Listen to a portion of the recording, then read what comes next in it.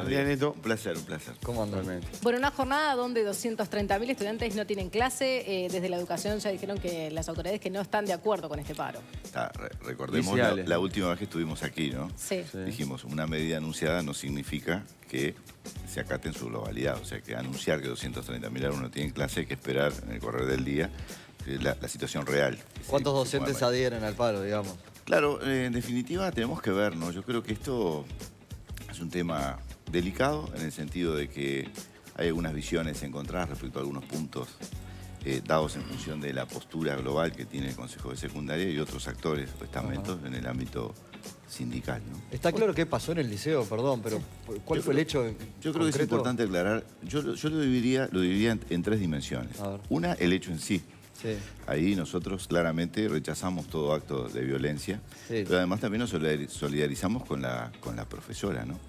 Pero contextualizar que eso fue en un aula. Fue en un momento donde estaban directores, adscriptos, psicólogos, pero el hecho se generó dentro de un aula. Y fue un alumno. Dos jóvenes afuera. que en esta sociedad que tanto tenemos que trabajar, ¿sí? Ante algunas diferencias, optaron por tomar elementos de orden, de contacto físico para dirimir esas diferencias. La profesora pretende intervenir. Se agarraron las piñas los dos adolescentes. Casi diríamos que esa sería la idea, el inicio de ese proceso. La profesora advierte la situación, por ese es el informe oficial que nosotros sostenemos desde el Consejo de Secundaria. Y luego el alumno intimida a la docente. La docente se protege y él toma sus brazos de esa manera. Sí, no hay golpes, según el informe oficial que tenemos. Hay algunas versiones que estuvimos escuchando que no se condicen con la versión oficial que tenemos del hecho. Esa es la situación, ¿no? La situación que hay todo un protocolo establecido en los centros educativos cuando los estudiantes o funcionarios se apartan de la normalidad. Hay un protocolo para actuar. Sí, hay un consejo asesor pedagógico, hay medidas a tomar a la interna del centro.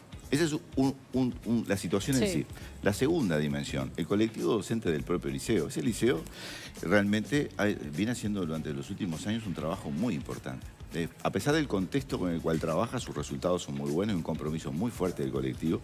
Y este núcleo del colectivo entendió en su momento también, versión oficial del Consejo de Secundaria, entendió de que era una situación a resolverla a la interna del centro educativo porque ya existía un protocolo para esta situación. Bien. Dimensión 3.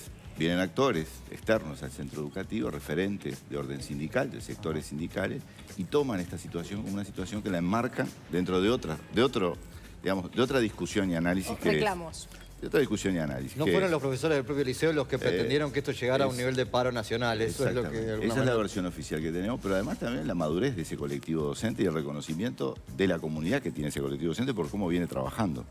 Luego, insisto, ¿sí? Luego toma las cartas en el asunto otros referentes de orden sindical a nivel departamental o nacional, porque es una postura, nacional, lo que escuchábamos era en el tape era la relación de la presidenta de FENAPES, ¿no? Sí, escuché unas declaraciones donde usted decía que este tipo de cosas se solucionan con la educación y a los adolescentes se los educa estando en el centro educativo y no haciendo paros. Pero eso yo creo que no hay ninguna duda. Pero además, ¿en qué contexto, no? Porque si bien es cierto que FENAPES tiene una resolución tomada que en casos de agresión se opera de esta manera, hay que definir con claridad si esto, insisto, respaldando totalmente, acompañando y solidarizándonos con la profesora, ¿no? Dada la situación que vivió muy incómoda y seguramente de violencia, sin lugar a dudas. Y cómo eso puede haberla afectado, ¿no?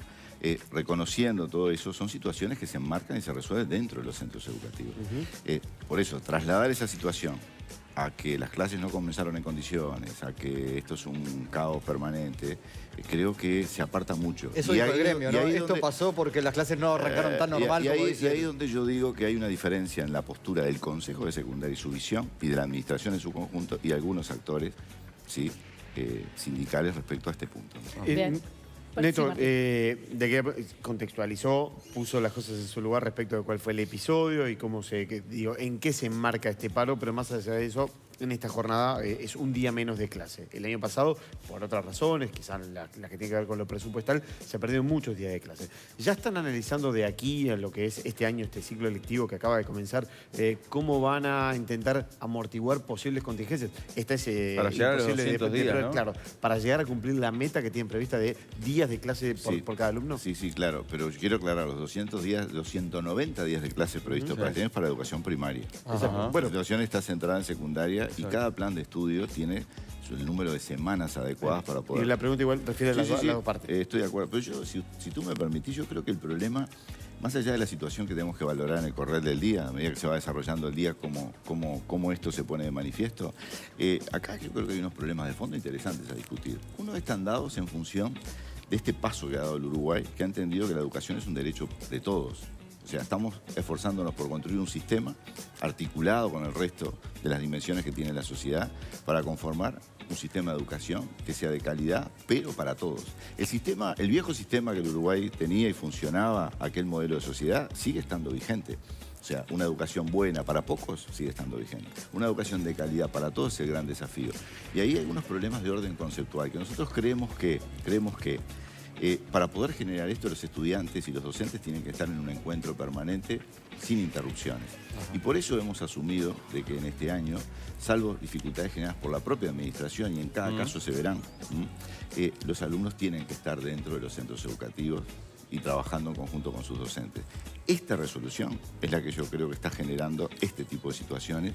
Se están tomando situaciones aisladas y constantes para poner en evidencia o en realidad hacer un reclamo, pero el reclamo de fondo está dado en esta resolución. O sea, la educación de calidad para todos es una educación de todos los días. Y de todos los días implica en todo el turno. La educación de la que estábamos orgullosos supuestamente, históricamente, por la formación que tenía el uruguayo promedio, en realidad usted dice que era para pocos. Y siempre fue el modelo educativo elitista de media, no es la educación primaria. La educación media. En secundaria. Hoy para decodificar el mundo con el cual nos encontramos necesitamos culminar los ciclos medios y avanzar hacia la educación terciaria. Esa universalización es un desafío de toda la sociedad, no solo del sistema educativo, es de toda la sociedad. Porque en realidad el sistema educativo medio se constituyó para ciertos grupos que tenían la oportunidad de transitarlo y llegar a estudios fundamentalmente de carácter universitario. Claro. Ese es el gran cambio de matriz por el cual se está trabajando. Y ahí desafío, ¿no? Y conviven concepciones, ¿no? Los que están de acuerdo y los que creen que no, que el sistema tiene que seguir operando como operó en el pasado. Que no es para todos terminar el liceo. Lo que pasa es que todavía son pocos, ¿no? 1 de cada 3 termina el liceo, más o menos. No, sí, casi 1 de cada 4, digamos, 1 de cada 4, el liceo total, ¿no? Sí. Con un rezago importante, además, ¿no? Claro. Termina con un rezago importante. O sea, ese número estamos hablando del orden de los 22 años cuando tendríamos que estar terminando en 18. O sea, los números y el diagnóstico es claro. Tenemos que trabajar para revertirlo. Ahora, este tipo de situaciones, yo creo que lo que ponen en análisis de la sociedad toda son concepciones, ¿no? Uno lo analiza en función de la acción. Por ejemplo, la jornada que tenemos hoy, que tenemos que ver con qué normalidad o no se pueden desarrollar los cursos, ¿sí? Luego, ¿cómo se maneja la información? ¿Cuál es la veracidad de las cosas que se manejan públicamente? A nombre de distintos ¿Y estamentos. qué le decimos hoy a los padres? ¿Que manden al liceo Yo diría que sí, ¿no? Yo diría que sí. Y si ahí capaz que se encuentran sin clase. Ahí yo creo que hay una comunicación importante que se desarrolla como siempre a nivel de las comunidades con los directores de los centros educativos, ¿no? Ajá. ¿Cuál es la situación? También esto es poco previsible, digamos, el movimiento que pueden tener claramente los docentes respecto a esto. Pero a mí lo que me parece importante, más allá de que tenemos que reconocer que no es bueno para la educación perder un día de clases, interrumpir un proceso que recién se ha iniciado con la normalidad que tuvo al principio expresabas. Hay mucho trabajo de mucha gente detrás de esto para lograr comenzar y revertir situaciones históricas. Comenzamos el año con las condiciones mejores que en los últimos 20 años. ¿Tenemos problemas? Tenemos problemas. Tenemos un país donde la educación media está en crecimiento. Y eso hay que entenderlo. O sea, la educación primaria, ¿sí? Avanzamos con 3 años y ampliamos el horario, pero los niños están estables. Ahora, en educación media, la cantidad de jóvenes que estamos incorporando al sistema educativo hace que crezca el sistema, demande más docentes en un país que tiene su escala. Y existen dificultades de cobertura global, es cierto, existen, lo hemos asumido permanentemente y tenemos que trabajar, pero eso es un porcentaje mínimo de la situación global que maneja el sistema. Sí. Hablando de la situación global, Neto, el año pasado también habían manifestado que miles de estudiantes habían desertado, ¿no? Por el tema de todos los conflictos y que se los iba a ir a buscar, ¿no? ¿Se los pudo traer de vuelta al sistema para este año? Se pudo traer. Nosotros tenemos una nueva organización que se denomina Integración Educativa, que trabaja en coordinación con otros ministerios y utiliza la información de la ANEP, que este año es la primera vez que dispone de ella. Este año es la primera vez que tenemos un sistema que está comenzando gradualmente a operar en los centros de media, donde a través de la presencia de tablets y un sistema de información que hemos logrado construir, los docentes pasan la lista o los adscriptos pasan la lista y tenemos un registro real para hacer el seguimiento de las trayectorias educativas de los estudiantes. Es la primera vez que disponemos de un sistema de información de ese tipo. Pero también es la primera vez que este sistema lo cruzamos en forma cotidiana con el sistema integrado de información, el famoso CIAS, donde está el registro de todas las otras dimensiones que tienen con cada una de las personas que intervienen, digamos, distintos tipos de situaciones, accesos o apoyos desde el Estado. Eso lo que nos permite es, en un modelo y una estrategia territorial, ir territorio a territorio. A la ANEP en su momento y la ANEP en conjunto con otros actores. Y un actor prioritario en esto es el MIDE, lo ha hecho en otros. Hemos encontrado dentro de estas situaciones muchos casos en los cuales hemos logrado la comunicación y el reingreso. Y en otros casos lo que hemos ubicado es también el hecho de que no tenemos una información válida. O sea, tenemos un teléfono que fue vigente cuando la persona lo presentó, una dirección que tenía ese valor cuando la persona lo presentó, pero hoy no está actualizado. Y nos ha pasado en un número importante de situaciones donde la búsqueda, ¿sí?, de alguna manera, ¿sí?, se debilita en función de que se pierde, digamos, la situación de la vigencia. persona. Ahí luego aparece, ¿qué aparece? El origen, que es fundamentalmente en educación media básica, la escuela que sigue teniendo una información que este año se denominó registro único del alumno, que es algo informatizado, que todos los docentes del país en media disponen de información de todo el conjunto del desarrollo de cada niño a nivel de su desarrollo escolar, digamos. Hemos avanzado mucho, queda mucho por hacer. Eso no, ¿Y qué pasó con esos datos que dicen sobre lo que preguntaba Pablo? ¿Cuántos de los que se fueron y volvieron? Nosotros reingresamos este año y por eso estamos trabajando muy fuertemente aún, todavía en secundaria y en UTU, en nuevos reingresos, ¿sí?, en un número realmente muy importante. Precisarlo es complejo porque semana a semana, yo te diría casi día a día, pero para no ser tan concreto, semana a semana esos números se van moviendo. Hay grupos que están trabajando, eso es importante, territorio a territorio, han ido a buscarlos en un modelo en el cual hemos estructurado el país en 100 territorios que hemos denominado socioeducativos y que este año en particular comenzamos a trabajar en 31 de esos territorios. Ahí se encuentran la participación de cientos de escuelas, la participación de 59 centros de educación básica y 30 centros de educación media superior. Ese es el proceso que nos hemos dado como estrategia de abordaje integral. Hoy en día no es que cada ministerio y cada institución del Estado tiene un programa que apoya la educación, sino que hay un programa que es la educación, la permanencia y el seguimiento de trayectorias, donde todos estos actores trabajamos en forma coordinada y materializamos en territorio las acciones para revertir estos problemas que tú planteabas. Bien, Neto, recordemos la tragedia de Paysandú hace muy pocos días. Muchos nos preguntamos cómo es posible que esta persona, Omar Peralta, que fue el asesino, había sido maestro y tenía antecedentes por delito de receptación, además había sido denunciado, había una investigación por abuso de niños. ¿Cómo podía estar trabajando? Sí, nosotros nos preguntamos lo mismo. Cuando surgió esta situación. Y bueno, ¿pero esto quiere decir que puede haber maestros en situaciones similares trabajando? No, esperemos que sean situaciones bien puntuales y analizar, ¿no? Porque en definitiva nosotros estudiamos la situación y claro, este maestro estaba en un área que es, digamos, una lista de aspirantes para ocupar suplencias. Y ese no era un maestro efectivo en una escuela, sino que era un maestro que estaba en un listado que podía ir un día a una escuela, otro día a otra, según la demanda, en función de las necesidades que cada escuela tuviera por la ausencia de algún maestro. Eso primaria lo tiene muy aceitado. Hay un listado de maestros que está a la espera y que suple cuando un maestro necesita por algún problema personal. Pero en general no se chequean todos esos datos. Sí, en general se chequean. El problema es que lo que hemos encontrado es una debilidad entre esta área en particular, que es tan diversa y que se comunica a distintas escuelas, no una en particular, con el resto del sistema. Elemento que estamos rápidamente corrigiendo y tenemos que asumir que ahí existió una dificultad de análisis de la información para poder operar en tiempo real, ¿no? Sí, hay distintos antecedentes inclusive que se manejaron de este docente que no cumplía claramente con las características para ejercer la función, ¿no? Bien.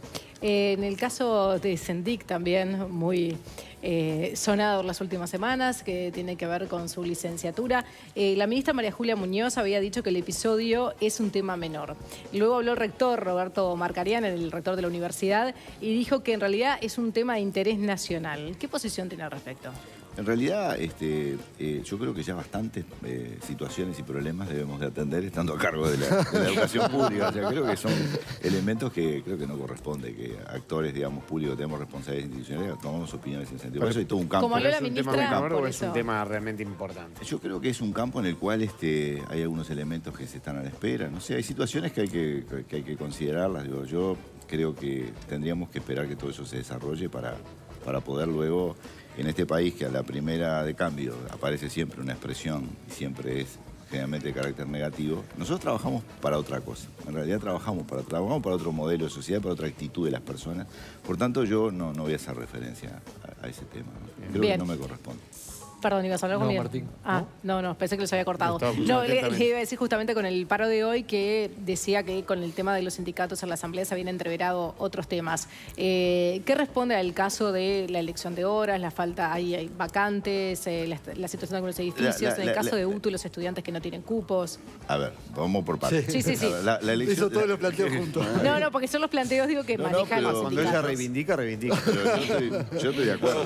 Yo cito a los Usted recuerda que sindicatos. siempre, ya hace mucho tiempo que yo vengo planteando algo, pero es algo obvio, pero solamente para tenerlo siempre presente. 700.000 personas entran y salen todos los días a los centros educativos, por lo tanto ahí están todos los problemas de la sociedad, no podemos aislar la educación del resto de la sociedad. No, claro. Y ahí están todos los desafíos que tenemos que trabajar para construirlo.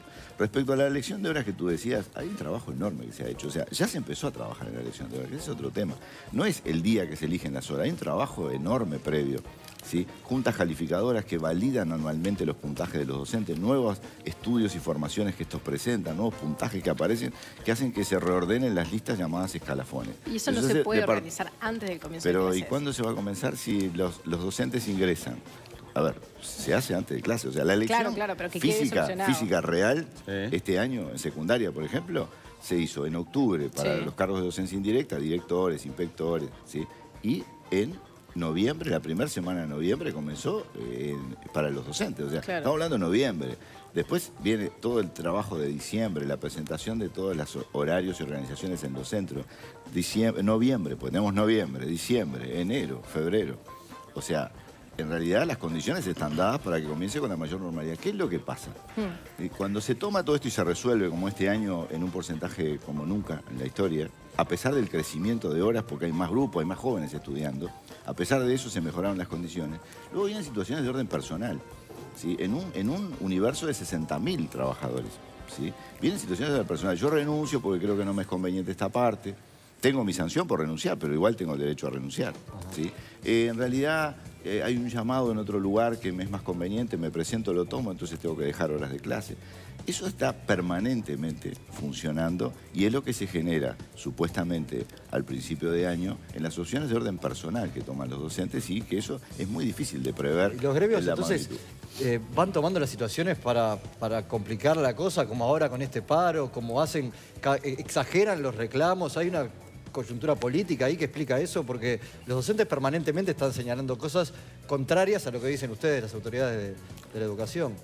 Yo creo que hay un tema conceptual que no está definido en la sociedad y cada uno de nosotros en ese sentido toma partido respecto a esto, si la educación es un derecho para todos, si la educación es un proceso en el cual para generarse los jóvenes tienen que estar dentro del centro educativo, que no es la informalidad la que va a generar el proceso real, planificado, intencional de cambio, de actitudes, de capacidades, ¿sí? Y por supuesto de conocimientos que está previsto sí en el sistema educativo, que ese tránsito es obligatorio y que además el único instrumento universal que tiene el Estado es la educación. No hay dos instituciones, una para ir a instruirse y otra para formarse, desarrollarse, ¿sí? No, es un paquete. Ese paquete tiene varias dimensiones y hay que atenderlo en su justa medida, ¿no? Cuando uno pondera, hace peso en un lugar y desatiende los demás, está haciendo un mal uso de una infraestructura pensada para un desarrollo de carácter integral. Ahora, las posturas, cada uno se hará responsable. Nosotros siempre acudimos a la responsabilidad y al profesionalismo, ¿no? Acá estamos hablando, esta situación puntual de un joven de nuestro país que tuvo una actitud inadecuada, reprochable, pero que tenemos que transformar para modificarlo. No estamos hablando de estigmatizar a un joven. Y por tanto yo creo que esa responsabilidad la tenemos que tener todos y más los docentes. No importa el lugar donde estemos y no importa qué elementos de poder tengamos a mano para poder manejar y comunicarnos hacia la sociedad. Bien. Ese tema yo creo que es un tema no menor y bueno, y estaremos viéndolo y analizándolo en los ámbitos que corresponden. Wilson Neto, muchísimas gracias por acompañarnos. A las órdenes. Muchas Gracias por gracias. el Y tiempo. ya que hablamos de estudiantes, porque Sí. mucha juventud, ¿qué fue esta semana?